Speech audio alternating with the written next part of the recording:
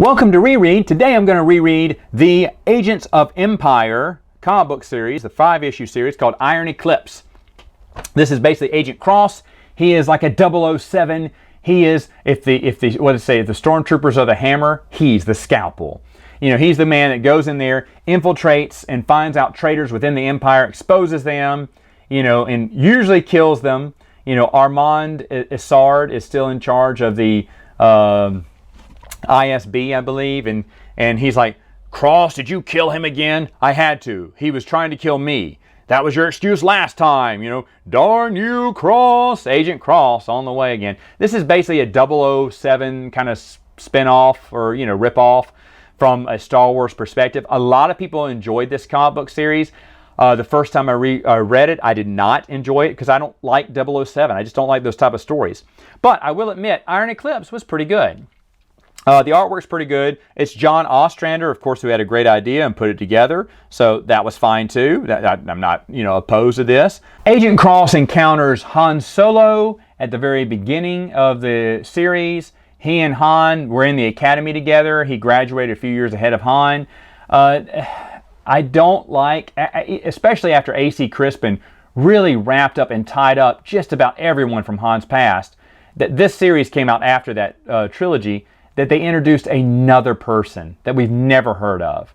And I remember, now I can tell you why I didn't like it the first time through, because I thought, you know what, A.C. Crispin did such a great job introducing everyone, and now you want to shoehorn another character in there that he's supposed to be good friends with, because Cross gets him out of trouble, and then later on Han saves him, you know, does him a favor, even though Han works alone and Han works for pay, you know, he still saves Cross. So that's one reason I didn't like it. I'm fine with it now. I'm just saying shoehorning another character, especially after A.C. Crispin beautifully wrapped up Han's past, you know, gave us a complete version of Han's past, it was disappointing to see. But Cross is framed for murder. He has to clear his name to prove to Isard that, you know, he's okay. Isard is hands off because Cross works as a dark agent sometimes, deep undercover. If he gets caught, then Armand Isard is just going to deny any existence of him. But he's trying to review that Stark is the traitor this whole time. There is a connection to Dark Empire. Han Solo, Chewie and Han Solo are talking about some girl that's on the ship with Cross. He was like, nah, I'm not into highfalutin ladies. He went, don't bring up Sala again. You know, Sala Zen from the Dark Empire series, which I thought was fun. I missed that reference the first time I read it through, or forgot about it. Now, Cross's family, they give him his backstory in this series because it's an introduction to him, and it's nice. And during the Battle of Coruscant, his parents died in the bombings, and his sister was taken away and captured by thugs. When he went to go pursue her, he found her just a few hours late. She had died. But during his pursuit, he found out that the Jedi had betrayed, you know, the Republic, and they were the reason for Coruscant's invasion. And so that's, you know, it makes sense. That's why he joined the Empire, because he doesn't want chaos like he saw happen on Coruscant that day. He never wants to see that again, so he'll gladly serve the Empire. That makes sense to me. That was really good. That's John Ostrander's strong writing there. It turns out that the Iron Eclipse is basically a virus that can make any droid a killer. And Cross's droid, Inja, turns against him and tries to kill Cross. But Inja can't, because her programming, just her deep programming, won't allow her to kill her master, even though she's been reprogrammed this whole time. So I guess the virus isn't that effective.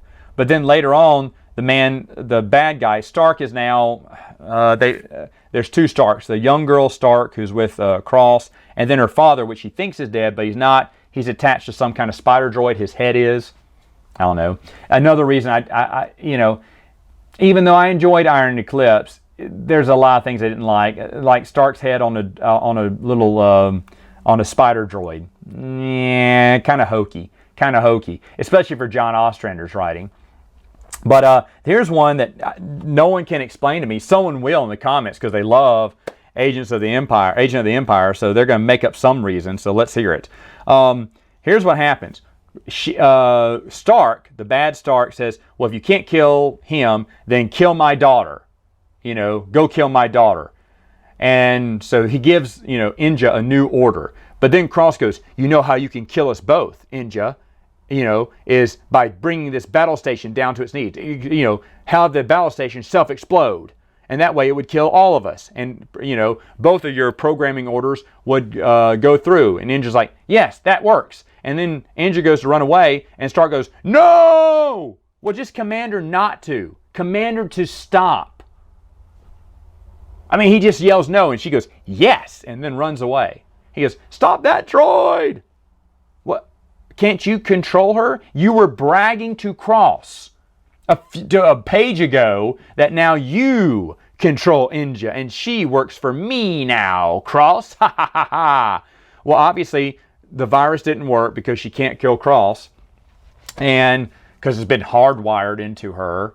So the virus is a phony, a fraud. If you're dealing with a droid that has half a brain, I don't know.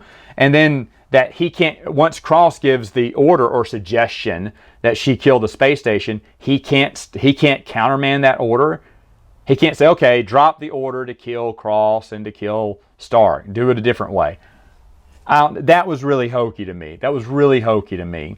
Overall, it's not the worst series, okay? I will say that. It's not the worst comic book series Dark Horse ever came out with. It was fun. But, and Inja dies at the end because, even though she seems to be better, her program seems to have fixed itself, Cross can't take, he can't take the chance of picking her up and having her betray him again. So she has to die. All right, that's fine. But, I mean, there's a lot of hokiness in this, or stuff I just don't like, I should say. The things I've mentioned there. Overall, though, it's not bad. I enjoyed it more the second time. It's definitely not the worst. Now that I've been rereading some of those Darth Vader comic books, it is definitely not the worst. Definitely not above them. But it's not. It will never be in my best. It'll be middle of the road. How about a C+? I can't say the same for Hard Targets, which I'll get to next time in another video.